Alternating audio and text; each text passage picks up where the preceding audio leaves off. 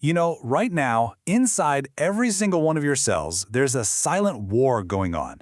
There's this hidden biological system that works 24/7 fighting to protect your genetic blueprint from constant, non-stop assault. Today, we're going to pull back the curtain on these genome guardians and see how their success, or their failure, might just hold one of the biggest secrets to how and why we age.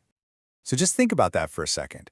What if the answer isn't some brand new miracle pill, but learning how to support the maintenance crew that's already on the job inside of you? It's a really powerful question, and it pretty much frames everything we're going to dive into. The key might not be finding something new, but just getting better at preserving what we've always had. And here's why that repair crew is so unbelievably important. Just brace yourself for this number. Tens of thousands. That's the estimated number of injuries or lesions that happen to the DNA in one single cell every single day.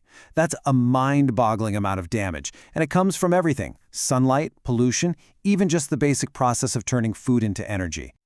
All right, so here's our game plan for this explainer. We're going to start with the blueprint of life itself, then jump into the big theory that ties DNA damage to aging. After that, we'll look at the hard evidence, see what we can learn from some of nature's longest-living animals, check out the lab experiments that prove the connection, and then, finally, we'll take a look at what the future of DNA repair might hold.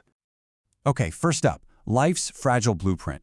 Let's really get a handle on this constant daily battle that's happening inside every one of us. So, the absolute best way to picture your DNA is to think of it as the ultimate instruction manual. Seriously, it's the master blueprint for everything. Every protein, every cell, everything your body knows how to do. But just like any priceless, one-of-a-kind document, it's incredibly fragile, and protecting that manual is one of biology's most critical jobs. And here's how that protection actually works when you boil it all down. It's this beautiful, elegant three-step process. First, you've got these little enzymes that are like tiny security guards, just constantly patrolling your DNA, looking for any mistakes. When they find one, a specialized crew comes in and snips out the bad section with surgical precision. And finally, a builder enzyme uses the other, undamaged strand as a perfect template to rebuild the code and seal it all up. Now, what's really cool is that this system isn't a one-size-fits-all kind of deal. It's more like a master mechanic's toolbox with a different tool for every specific problem. You get a tiny chemical typo on a single DNA letter? That's a job for base excision repair. Got a little too much sun at the beach? Nucleotide excision repair jumps in to fix that UV damage. And for the really catastrophic stuff, like when the DNA ladder literally snaps in half, there are these heavy-duty pathways that can piece it all back together. So all this microscopic damage and repair, it brings us right to the central idea we're exploring today, the DNA damage theory of aging. This is the theory that connects all that tiny cellular wear and tear to the much bigger process we all know and experience, aging itself. Here's the core of it right here. The theory basically says that aging isn't some mysterious force that just happens to us. Instead, it's the result of that internal battle being slowly lost over decades. It's a war of attrition. When the rate of DNA damage starts to outpace the rate of repair, that's when our cells start to decline. They stop working as well, and that's when the signs of aging begin to show up. Okay, so that's the theory. It makes a lot of sense, right? But a theory is just an idea without proof. So now, let's get into the evidence and see what actually happens to this system as we get older. And this chart shows it perfectly. We're looking at a specific repair enzyme here, OGG1. Its job is to clean up something called oxidative damage. You can basically think of it as cellular rust. Now look at the difference. In young cells, OGG1 is a superstar. It's highly active, cleaning things up. But in old cells, its activity just tanks. And that means that rust, that damage, starts to build up. And get this, it's not just that the repair crew gets slower, their whole strategy changes. Younger cells prefer this meticulous, highly accurate method that uses a perfect template to get things right. But as cells get older, they start to rely on this faster, sloppier method that basically just glues the broken ends of DNA back together. It's a quick patch job, but it's really error-prone and can introduce even more mistakes into the genetic code. And on top of all that, the management system starts to fall apart too. There's this incredibly important protein called SIRT6. You can think of it like a construction foreman. Its job is to get the repair enzymes and direct them to the site of the damage. But as we age, SIRT6 levels drop. So now you don't just have a slower, sloppier crew, you have a crew with no one telling them where to go. The whole process just becomes less coordinated and efficient. So the evidence in our own cells is pretty compelling. But you know where things get really fascinating?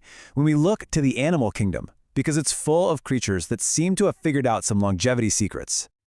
I mean, just take the bowhead whale. These guys can live for more than 200 years, and a huge reason why seems to be their incredible DNA repair system.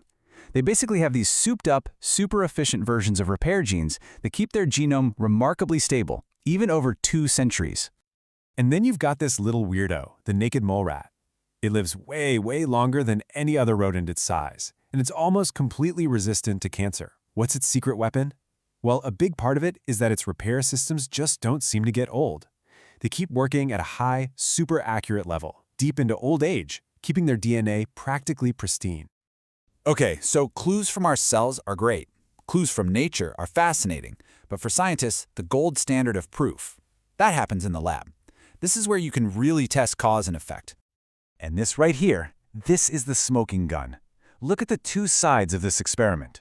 When scientists go into mice and boost their DNA repair systems, like by giving them more of that SIRT6 fermentin protein, the mice literally live longer, healthier lives. But on the flip side, when they deliberately break those same repair genes, the mice age at a shocking speed. They get all the classic symptoms, from hair loss to osteoporosis. It's the most direct proof you could ask for. All right, so we've walked through the theory, we've looked at piles of evidence from our cells, from nature, from the lab. It all points in one direction. Which brings us to the final and maybe the most exciting question. What can we do about it? Can we actually help out our own genome guardians? And I think this quote just sums it all up perfectly. We have to stop thinking about DNA repair as simple cellular housekeeping. It's not. It is a central player, deeply, fundamentally woven into the fabric of the aging process itself. It doesn't just shape how long we live, but how well we live. And understanding this opens up some absolutely incredible possibilities for the future. I mean, imagine therapies that aren't just treating the symptoms of aging, but are going after the root cause. Scientists are already working on ways to reactivate our own protective genes, kind of like flipping a switch to boost our SIRT6 levels back up, or developing drugs that act like a support crew for our own natural enzymes. This is a total paradigm shift in how we think about getting older. And that leaves us with this one final, really profound thought. For pretty much all of human history, we've just accepted aging as this inevitable decline. But what this science is telling us is that it might be a process we can actually influence. If we can learn how to reinforce our own internal repair crews, we might not just add years to our life, but add life to our years. We might just change what it means to grow old, entirely.